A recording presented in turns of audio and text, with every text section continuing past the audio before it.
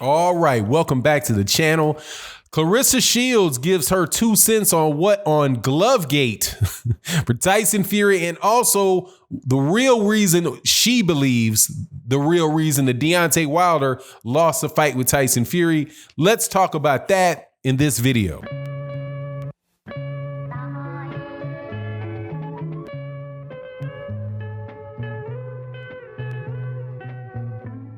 All right, welcome back to the channel, man. This is going to be a fun video to do because I get to be complimentary of Clarissa Shields.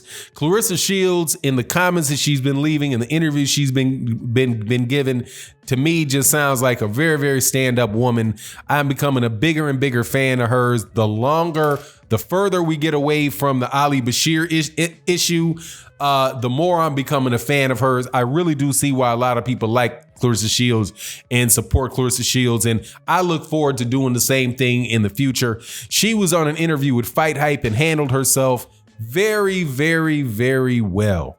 She was asked about 2 things. First, she was asked about the Glovegate thing with Tyson Fury. If you're not familiar with the Glovegate issue, you got a call from underneath your rock.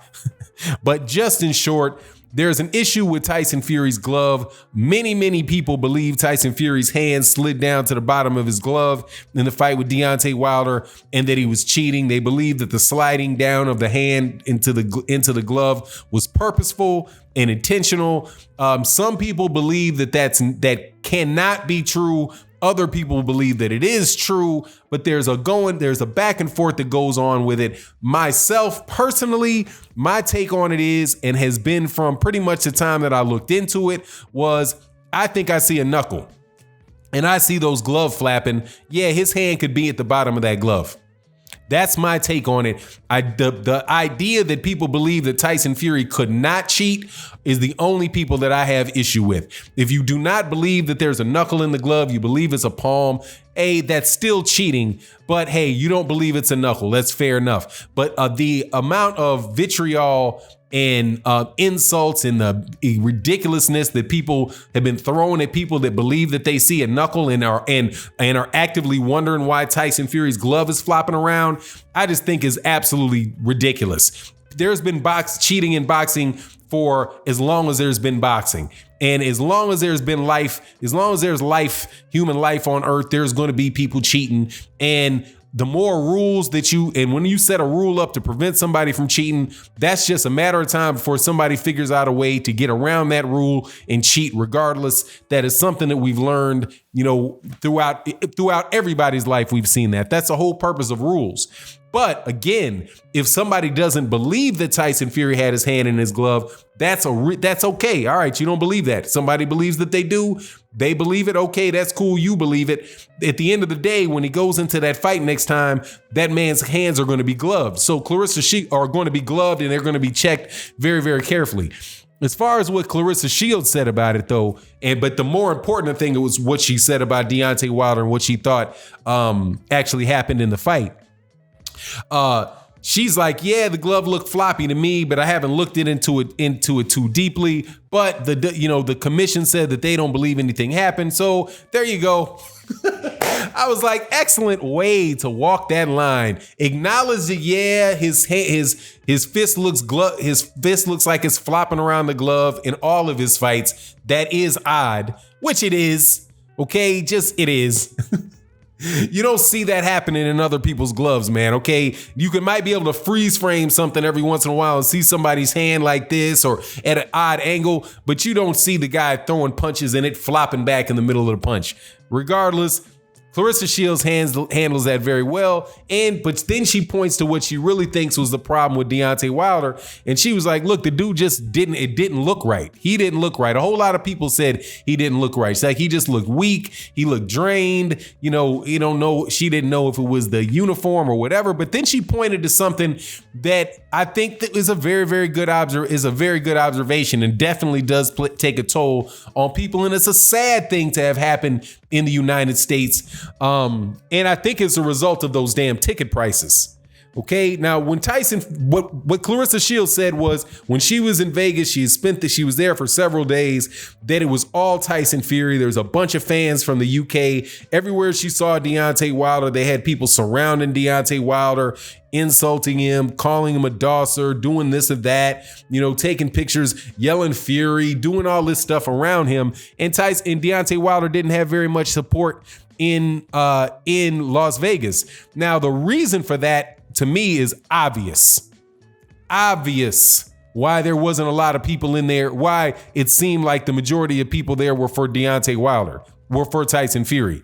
And that was the ticket prices and the amount of money people paid for those tickets. There's a lot of people who would have loved to have been at the Deontay Wilder fight, but the tickets for nosebleed seats were $1,500 a pop. $1,500 a pop for nosebleeds. And there were not a lot of tickets available. There weren't a lot of tickets available. It also, what they said is it broke the gate, but they made a lot of money. They made a lot of money off of UK fans that flew over for a gambling weekend in Las Vegas, and they came to support Tyson Fury. There's nothing wrong with that at all. And it's something that, hey man, if they can do it and they got the money and we ain't got the money and don't have the interest to do it, hey man, it is what it is. Deontay Wilder winds up being in a situation where he's fighting on the road, even though he's at home. And that can drain you. She also said that Deontay Wilder seems like there's some fights that you really have to shut everybody out, that you can't, like you doing the interviews, doing the press tours, having people in your room late night, doing interviews when you're preparing for the fight, doing all that stuff that Deontay Wilder did, might have overextended himself. And as a result, man, he was just really, like what she said, Deontay Wilder was at his worst, and Tyson Fury was at his best. And she believes if in the next fight, you will see whether or not, you'll see whether or not that's the case, whether or not Deontay Wilder was affected because of all those things or not. At the same time, she said, but hey, man, if Tyson Fury comes in there for the third fight and does the same thing in the third fight, shit, it is what it is. He won. He would have gone 2-0-1. Personally, my thing on it is I think all of that stuff can come into play. But most importantly, dude, Tyson Fury is just a very, very good fighter, man, and he's very, very difficult to beat. So you're going to have to be very much on your P's and Q's for everything in order to beat Tyson Fury. And that is something that I think gets lost a lot in the conversations that we have about the glove issue, about whether or not he cheated we tested positive for nandrolone before. Look, Tyson Fury's going to cheat, man. He's going to cheat. He's going to take every bit of advantage of everything he can possibly take advantage of. That is what he is from what I see. That's how he was raised to compete. He's not fighting and doing all that stuff for no reason. He's fighting and he's training to win, and he's going to try to take every advantage that he possibly can take. And that is including things that are not necessarily legal. But even if he does not do all that, even if he is as clean as, even if he is clean as a whistle, it's still going to be very difficult to beat Tyson Fury because Tyson Fury is not making up the fact that he's 6'9" and damn near 300 pounds. It's just going to be a very, very difficult fight for Deontay Wilder. It's going to be a difficult fight for Tyson Fury as well. I do believe that fight, that Deontay Wilder getting hit like that and shook like that earlier in the fight, that was the whole fight. That was the whole fight. From the minute that he got hit like that, he never regained his senses. He never regained his balance. So pretty much everything else that you see from there is it's all a direct result of him having lost his balance. I don't think it's a situation where Deontay Wilder's head ever cleared or he ever straightened out what it was, that got him feeling dizzy and all that. But I like very much Clarissa Shields' approach to it. It's an approach that I took originally. It was like, look, man, I didn't really look too much into it. I don't really want to look into this glove situation very much because I knew what that's going to be. It's just going to be an endless conversation with people pointing fingers at you. Like, for example, Joey Spencer. just came under attack from this idiot Ishe Smith. I waited till the end of the video before I said this. But man, Ishe Smith is an idiot, man. A full-fledged idiot.